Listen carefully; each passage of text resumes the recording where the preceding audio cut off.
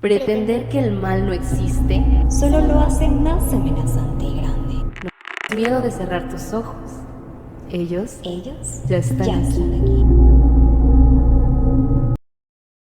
Da Vinci tal vez nos quería decir algo que con simbología dentro de este cuadro llamado La Última Cena. Esto es Tiempo para...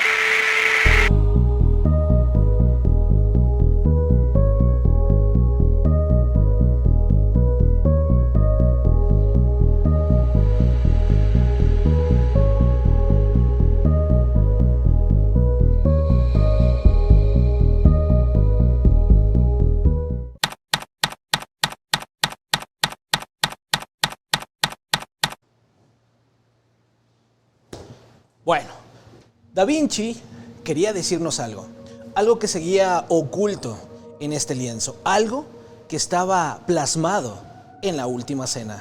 Uno de los grandes misterios del Nuevo Testamento era la figura del discípulo amado, alguien del grupo original de sus seguidores cuyo nombre no es revelado, pero que era especial para Cristo. Históricamente se había aceptado que tal persona era Juan, el más joven de los 12 apóstoles. En todos los cuadros de la Última Cena, Juan, como figura del discípulo amado, había sido representado como un hombre recostado sobre Jesús a su derecha. Da Vinci hizo lo contrario. Juan estaba a la izquierda y no recostado sobre él. Los historiadores le dijeron que ellos también habían descubierto algo extraño en esa figura, que aquel era el motivo de su presencia. En la réplica que habían encontrado, Leonardo se encargó personalmente de pintar no solo a Cristo, sino también a Juan, los únicos dos personajes que no permitió tocar a sus discípulos. El experto no podía creerlo. Aquello lo cambiaba absolutamente todo. Podrían haber desentrañado una especulación que derrumbaría los cimientos de la cristiandad, que Da Vinci, en aquella figura del discípulo amado, no hubiera pintado a Juan, ni siquiera a un hombre, sino a una mujer. La Última Cena proveía la base bíblica de la Eucaristía y el momento en el que Jesús comparte con sus apóstoles el pan, representando su carne, y el vino, representando su sangre. El cáliz con lo que se sirvió la sangre fue el que se instaló en el mito del Santo Grial, el recipiente usado por Cristo en la Última Cena. Todas las representaciones mostraban esa copa, pero en el fresco de Leonardo da Vinci no hay ninguna. Jesús no tenía ante él un cáliz, no ilustraba el Santo Grial, a no ser que éste nunca hubiera sido un recipiente, a no ser que la sangre de Cristo estuviera en otro lugar de esa escena. El cáliz en la simbología se representaba como una V, un signo de feminidad que muchas veces también ilustraba la forma del útero de una mujer. Da Vinci había ocultado ese cáliz, el Santo Grial, que no tenía que ser una copa, podría ser una persona, una mujer que, de hecho, habría estado siempre a la vista en la obra de Leonardo da Vinci. Entre Cristo y la figura del discípulo amado se forma ese cáliz simbólico, esa alegoría del útero de la mujer. Leonardo nunca pintó a Juan, quien estaba al lado de Jesús, era nada más y nada menos que María Magdalena. El verdadero Santo Grial, aquella que portaba la sangre de Cristo en su interior, la esposa de Jesús, la mujer con el que en aquel momento de la crucifixión, embarazada del proclamado como Mesías, llevaba la semilla del Hijo de Dios. Da Vinci podría estar ocultando que la pareja estaba casada, un secreto que la Iglesia Católica había escondido desde la construcción de los pilares de la cristiandad para proteger la divinidad de Cristo. Este sería el mayor descubrimiento de la cristiandad, o al menos lo que la iglesia pretendía ocultar a toda costa. El Santo Grial jamás fue un cáliz, era un bebé, la hija de Jesús en el útero de María Magdalena, la sangre de Cristo en una persona. La figura de María Magdalena ha sido maltratada a lo largo de la historia, reduciéndola a una prostituta que encontró la redención aceptando a Cristo. Pero en los primeros escritos cristianos, María fue representada ya no solo como una seguidora de Jesús, sino como su acompañante, su compañera más fiel. No aparece en ningún lugar que fuera una prostituta, solo que era una pecadora como cualquier persona que no encontraba la luz de Dios.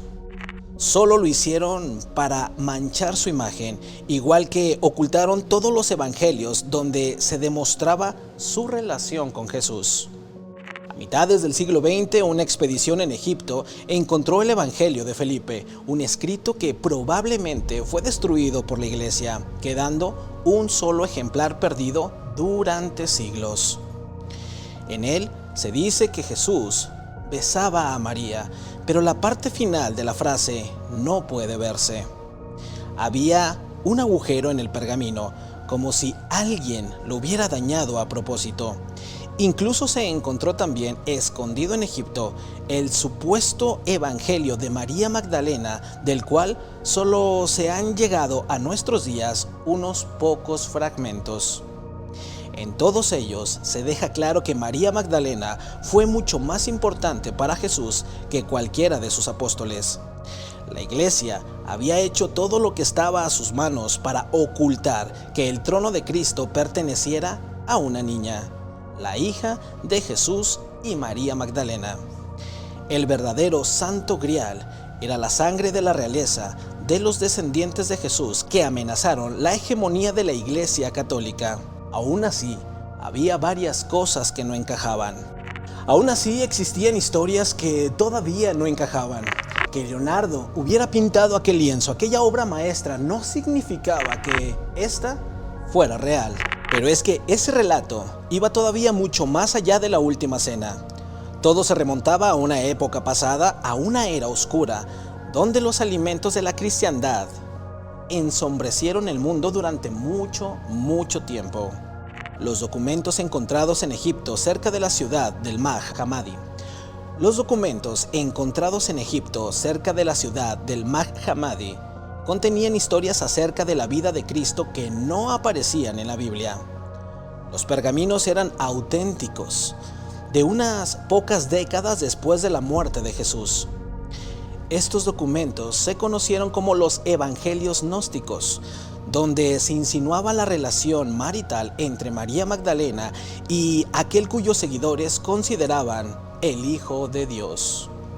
La leyenda contaba que María Magdalena estaba embarazada en el momento de la crucifixión, el instante en el que germinó la semilla de la religión cristiana. María, la mujer de Jesús, era adorada junto a él como la elegida por Dios. Por ello, tras la muerte de su marido, tuvo que huir a Jerusalén para protegerse a ella misma y al bebé que portaba en su vientre con la sangre de Cristo. Esas historias contaban que María buscó refugio en la ciudad de Alejandría, donde los descendientes del Hijo de Dios llegó al mundo una niña a la que le dieron el nombre de Sara, que en hebreo significaba princesa, tal y como se decía cuando la pequeña cumplió 12 años de edad. María viajó con ella al sur de Francia, donde debían proteger la sangre de Cristo, el linaje de los hijos de Dios. Ahí, al parecer, Sara contrajo matrimonio con uno de los reyes merovingios de la dinastía de los monarcas medievales de la época oscura de Francia. La sangre real del Hijo de Dios permanecía en ellos a través de las generaciones. La historia de María Magdalena y los descendientes de Cristo se convirtió en un culto, en una adoración que los escritos gnósticos plasmaron para toda la eternidad, hasta que llegó el momento que cambiaría para siempre la historia de la cristiandad y del mundo entero. En el año 325 el emperador Constantino I el Grande convocó el primer concilio de obispos cristianos, una conferencia en donde el gobernante quiso establecer una única y coherente forma de cristiandad, unificar la fe en una sola iglesia, una única historia para establecer los cimientos de la religión del imperio. En el conocido como Concilio de Nicea, la iglesia primigenia deseaba por encima de todo eliminar cualquier conexión entre el Nuevo Testamento y los cultos paganos, y aquella historia entre Jesús y María era demasiado parecida al mito egipcio de Osiris, el dios de la resurrección, e Isis, su consorte. Los arzobispos del concilio creyeron que la sagrada unión entre Cristo y María apelaba a las creencias paganas que celebraban la unión sexual entre deidades y tenía que borrarse. Y esta es apenas una parte, una pequeña historia de cómo se contaba aquel relato o aquellas vivencias de María Magdalena y cómo ensuciaba esto la creencia de algunos. Del Hijo de Dios, los escritos gnósticos pasaron a ser considerados una herejía y fueron perseguidos, fueron quemados para que nadie recordara aquella historia. Constantino dejó solo los evangelios que se encuentran en la Biblia. Se había creado una sola versión de la fe. Quien no la aceptara solo tenía un destino: la muerte. En secreto, los merovingios, los supuestos portadores de la sangre de Cristo, continuaron con su linaje cada vez más poderosos hasta convertirse en reyes del sur de Francia. Un reinado que duró más de 3 siglos, hasta que alrededor del año 750 su poder se había reducido tanto, quedando relegados a un papel ceremonial, que tuvo que hacerse algo para proteger a sus descendientes de Jesús. Muchos archivos históricos hablaban de que en el año 1099, después de la conquista de Jerusalén, durante la primera cruzada, un grupo religioso se instaló en el monte Sión. La leyenda contaba que ese culto era Priorato de Sión, una organización fundada única y exclusivamente para proteger el linaje de Jesús y María. Los miembros del priorato instruyeron a la orden de los caballeros templarios que, al parecer, fueron enviados a las ruinas del templo de Salomón, donde presuntamente estaban escondidos unos pergaminos, una genealogía de los descendientes de Cristo, algo que el priorato bautizó como los documentos de la sangre real. Nadie sabe si encontraron algo, solo hay indicios de que los templarios saquearon aquel templo, pero lo que sí se sabe es que después de aquello, los templarios se hicieron más ricos y más poderosos. Y la leyenda de que su riqueza vino de chantajear a la iglesia, de decir que gracias al priorato de Sión tenían en sus manos los documentos que mostraban que Jesús tuvo una hija, un linaje de los hijos de Dios que podría hacer caer la iglesia y a su mentira. Remate musical. Con ese chantaje, los templarios gozarían de un poder sin precedentes hasta que siglos después, convertidos en una amenaza para la iglesia, el rey Felipe IV de Francia, junto con el Papa Clemente V, ordenaron la extinción de los templarios. Si ellos morían, la historia del linaje de Cristo moriría con ellos. Y fue el 13 de octubre de 1307, un viernes, el rey desató una caza contra los caballeros y en cuestión de horas, prácticamente todos los templarios fueron arrestados y los líderes asesinados. Pero la leyenda también contaba que algunos de ellos, algunos miembros, habían escapado con aquel gran secreto que, de alguna manera, destruiría a la iglesia cristiana. Se decía que los pergaminos del linaje de Cristo llegaron finalmente a las manos del priorato de Sión, pero era solo cuestión de tiempo que la iglesia los descubriera y toda su prioridad fue encontrar aquellos documentos para destruirlos. Solo así podrían silenciar para siempre la verdad. La historia contaba que fue precisamente esa persecución de los documentos de la sangre real lo que la iglesia enmascaró como la búsqueda del Santo Grial. Nunca estuvieron buscando el cáliz de Cristo. Lo que querían era esa genealogía, la única amenaza que tenía la iglesia en su hegemonía. O al menos eso creían. Porque en el siglo III, en el sur de Francia, emergieron comunidades cristianas con unas creencias gnósticas opuestas a la de la Iglesia Católica. Los bautizados como caratos mantuvieron los conocimientos de los evangelios prohibidos y que no diferenciaban entre sexos, incluso permitían a las mujeres ser clérigos. Unos pensamientos amenazantes para la Iglesia. Los cátaros se reunían en cuevas que usaban como templos secretos para profesar su fe cristiana. Pero desde los siglos solo había existido una sola fe, una visión permitida de la cristiandad, así que cuando la iglesia supo de su existencia, no dudaría en perseguirlos. El padre Inocencio III declaró el movimiento cátaro como una herejía y se fundó la Santa Inquisición, creada específicamente para combatir a ese pequeño culto en Francia. Fue la primera cruzada en Europa, la primera de cristianos contra cristianos, una persecución que duró cerca de 4 décadas. La Inquisición estaba cerca de hacer desaparecer a los cátaros, pero había muchas cosas sin sentido. Había muchos movimientos herejes entre los que la iglesia no había actuado. Movimientos mucho mayores que los cátaros. Eran unos pocos, pero según no eran amenaza, o no al menos hasta el momento, a no ser que cuestionaran algo que tuvieran en sus manos, aquello que realmente estaban buscando. La leyenda decía que los cátaros poseían los documentos de la sangre real y la Inquisición fue la medida desesperada para dar con ellos. Había un capítulo de la historia que hacía fuerte a esta teoría. En 1242 tuvo lugar uno de los últimos ataques de la iglesia contra los cátaros. Los pocos que quedaban se refugiaron en un monasterio.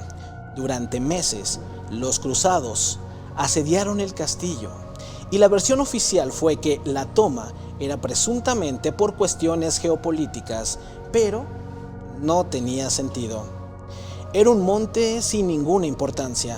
Tal vez todo ese esfuerzo se debió a que en aquel monasterio guardaban los documentos y finalmente los cruzados tomaron el lugar y los últimos cátaros, antes de convertirse al catolicismo, aceptaron ser quemados.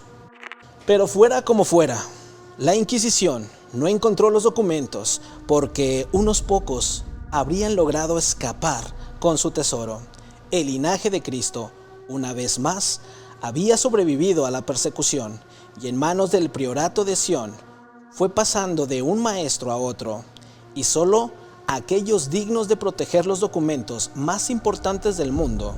Y fue así como llegó a una persona, alguien que, como decía la leyenda, era secretamente un miembro del priorato.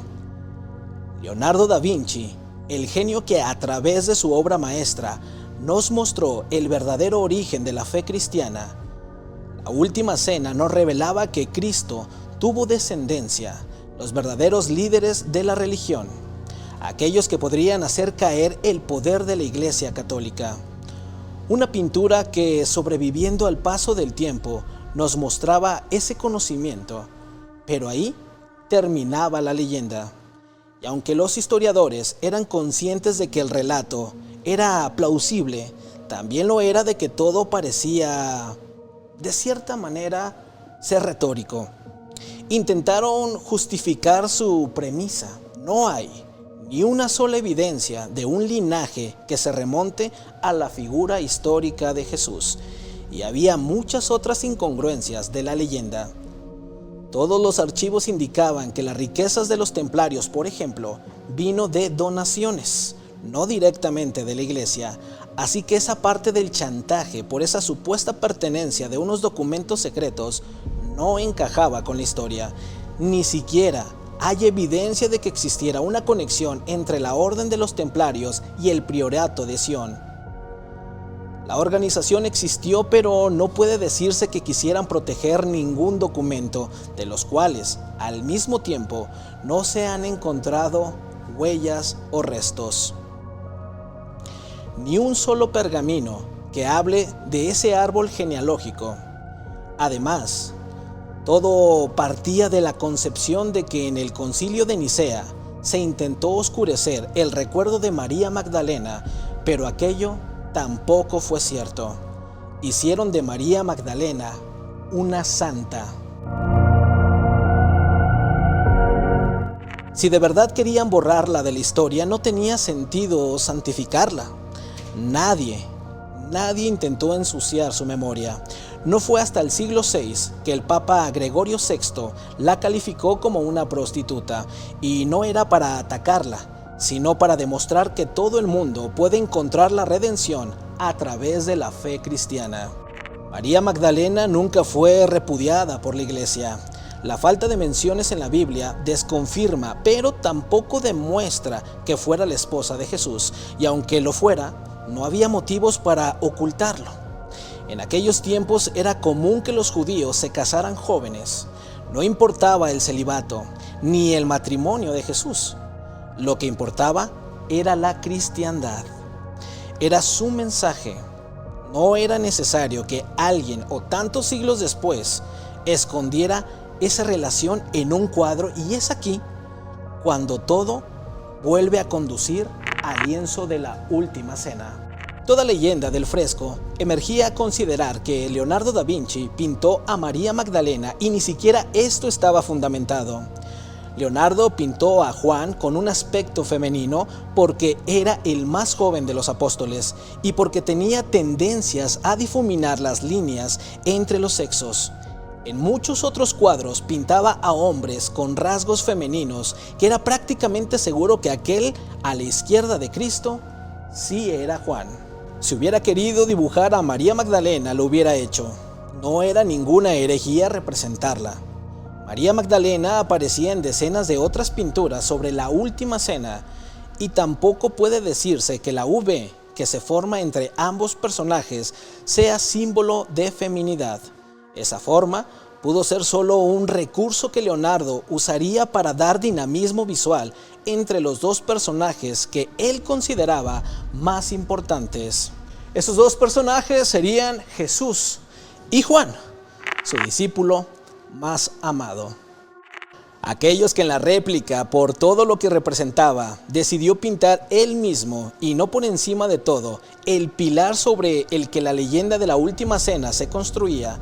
No había una sola evidencia que Leonardo da Vinci perteneciera al Priorato de Sion, de que fuera uno de los supuestos maestros en el conocimiento acerca de los documentos de la sangre real.